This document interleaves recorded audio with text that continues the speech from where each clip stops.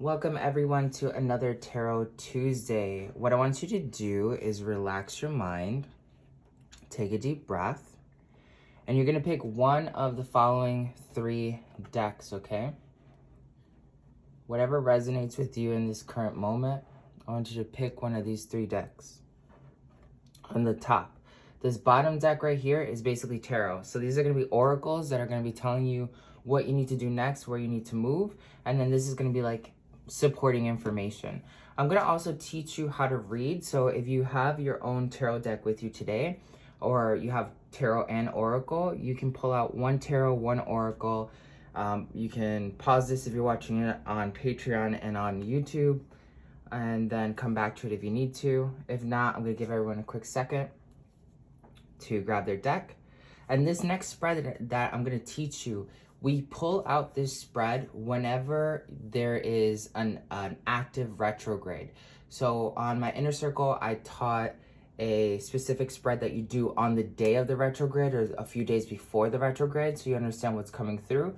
And then there's a second spread that you do while the retrograde is already active, it's moving, and it's gonna tell you what the retrograde is bringing up in the collective subconscious, okay? So I use a lot of different decks when I'm doing this kind of work. So my Angelarium deck, the first 2 cards that came out was the Angel of Ruin and the Angel of Eclipse.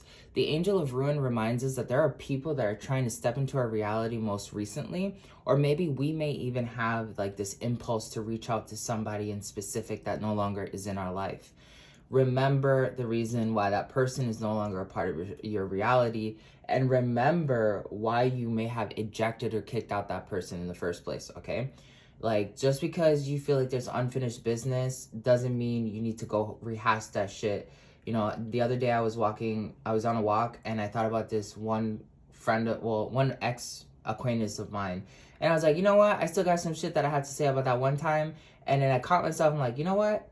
I haven't talked to this person in over 1.5 years. Why would I bring that energy back in my reality? That's the same kind of mentality you have to have.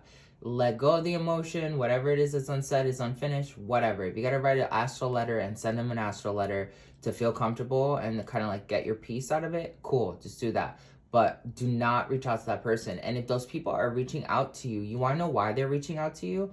It's because they realize they fucked up, okay? So you need to really make sure that you do not allow those people back in your reality, because they're vampires, essentially. Too bad if you didn't learn your lesson the first time. You didn't appreciate me the first time, that's your own problem, okay? Bringing an eclipse energy to that vibration, meaning we can no longer see that. We can no longer put our attention there. We can no longer invest in that old reality. Now, also, don't be surprised if those same people, if they're really spiritual, they're going to try to use the whole, oh, it's Mercury retrograde, like blah, blah, blah, like some sort of Mercury retrograde excuse as to why they reached out, or, you know, why they may have done something, because this is also a transitionary energy. Like, there's a lot of people from our past that are resurfacing, but there are also new people that are leaving at the same time, because we've realized their true colors, we've realized that they don't align with our objectives anymore. Whatever it is that comes through for you, remember that Mercury has to do with the mind. It has to do with thought. It has to do with the subconscious. It has to do with seeing things authentically and then making moves on those things, okay? So that's one of the things you really got to be paying attention to during this time.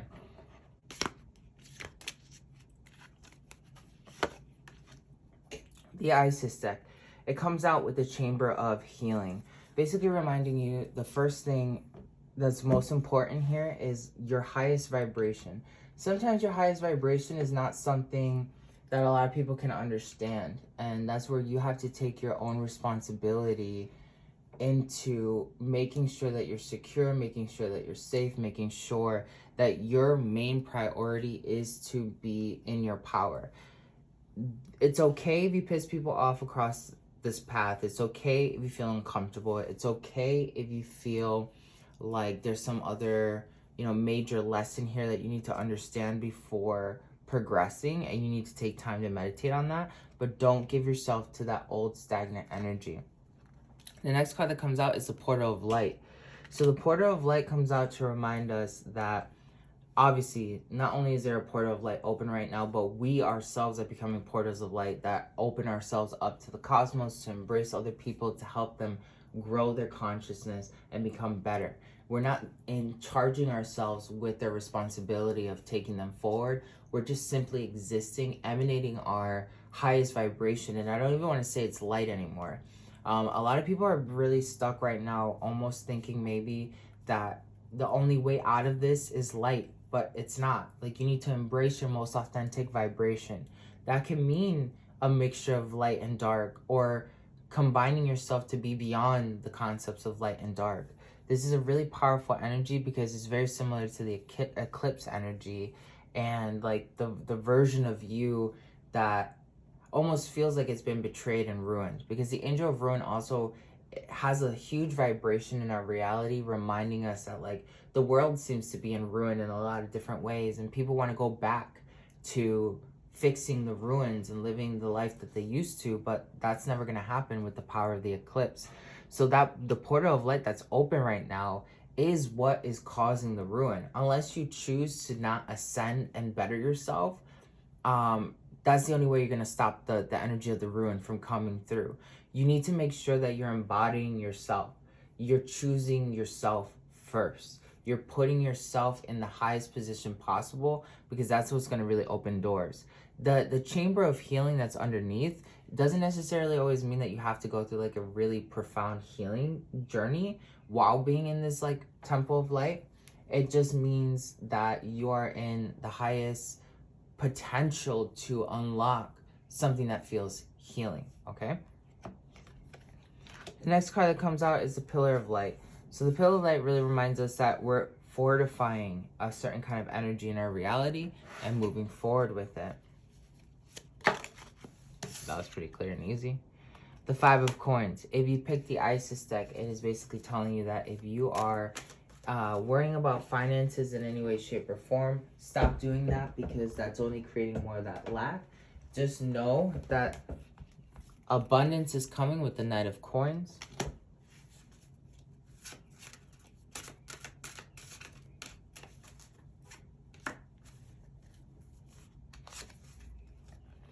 And you got a huge movement coming. Something very powerful is going to be showing up in your reality to help you move forward. So let's see. I feel like there's one more card. The Six of Wands. A lot of victory right now. This is a very powerful message right here in general. So the sum of it is like, heal yourself because of the environment. You're embodying a new like vibration, which is the portal of light, to fortify more pillars of light in your reality. If you've been freaking out about money or dealing with money, don't deal with money anymore. Don't worry about that, because your luxury and your blessings are coming. It's going to be coming really fast. You just need to wait for the things to be in place for them to present themselves in the Six of Wands, that you are going to be very victorious in whatever it is that you're doing. Also, while we're destroying an old version of ourselves with the Angel of Ruin, and also destroying ourselves from being able to like look back upon that with the Angel of the Eclipse. We're going to go to this deck right here.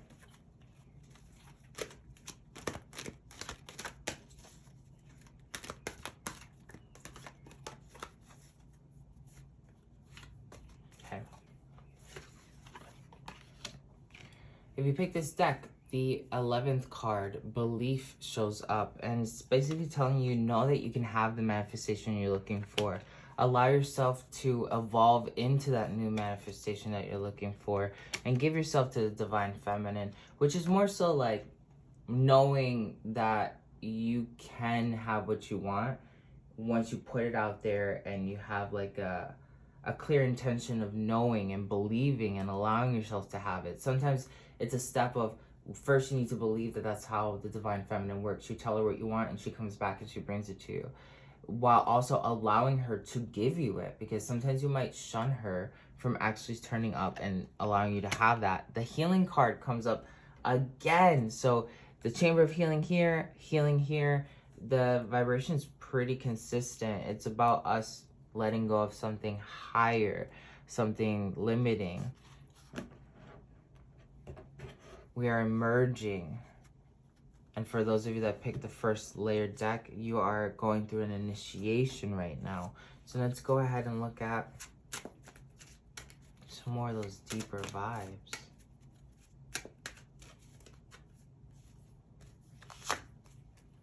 We have the Queen of Cups. This one's more so like going with the flow, allowing yourself again to accept something. Then we have the High Priestess. You're rebalancing positive and negative polarities and letting go of things that no longer serve you so you can move forward. So yeah, just do it. Do it without any like consideration. Don't hesitate. Just go all in and you're going to come out as the Queen of Swords, having exactly what you want and what you need. The third deck, we're going to be using Ganesha.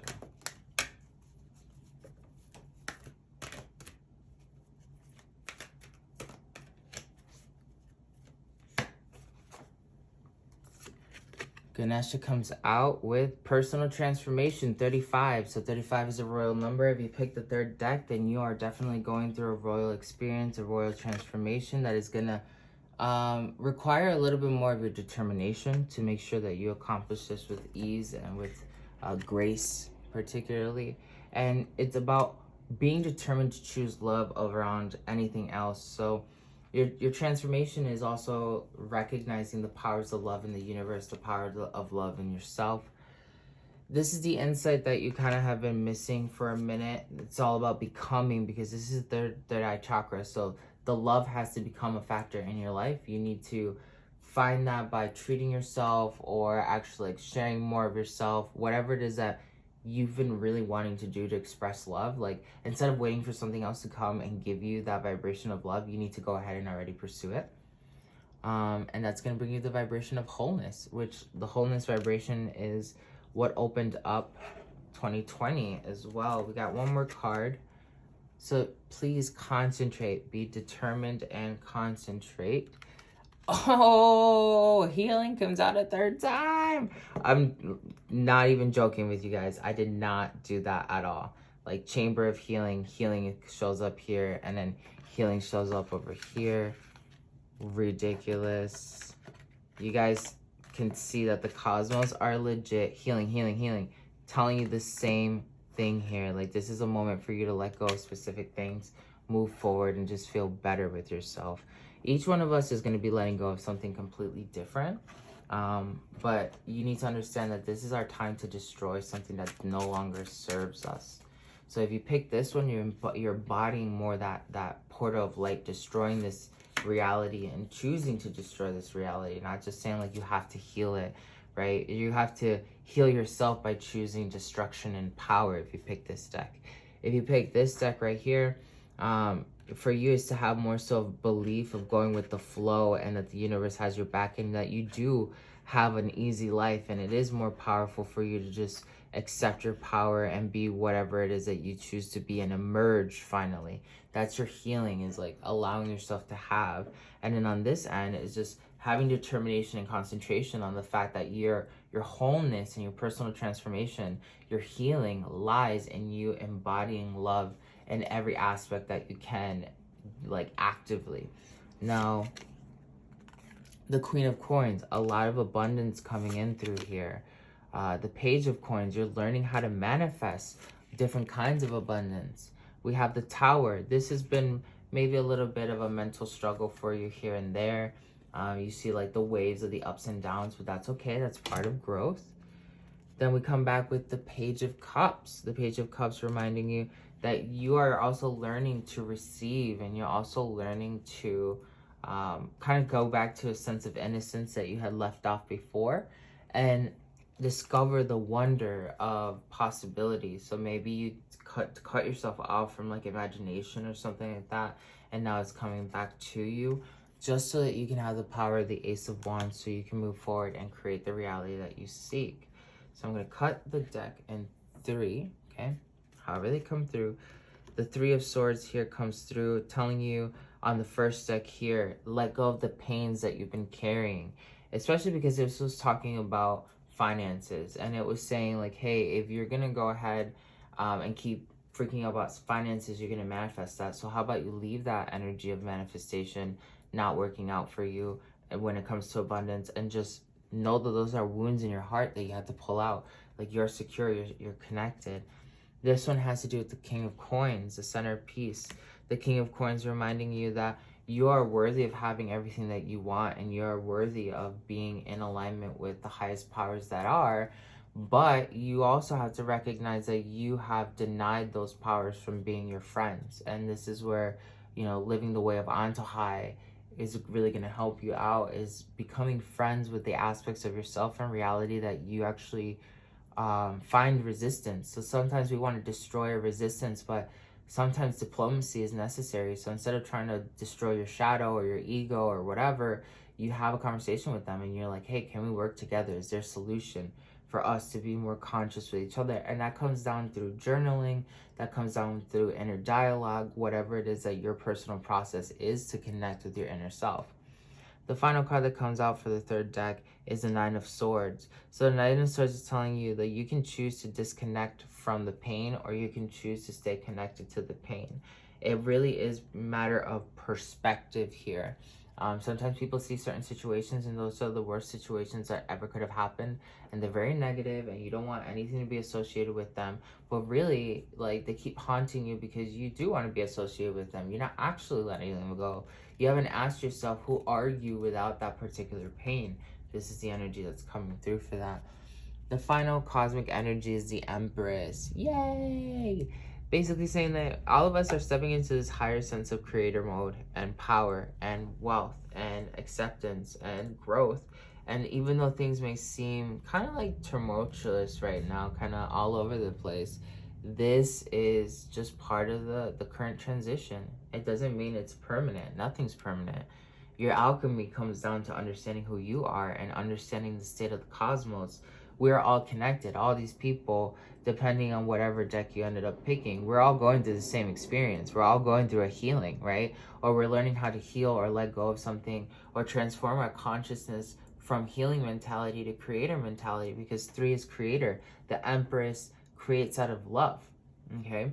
So this is very powerful. We're going to take a second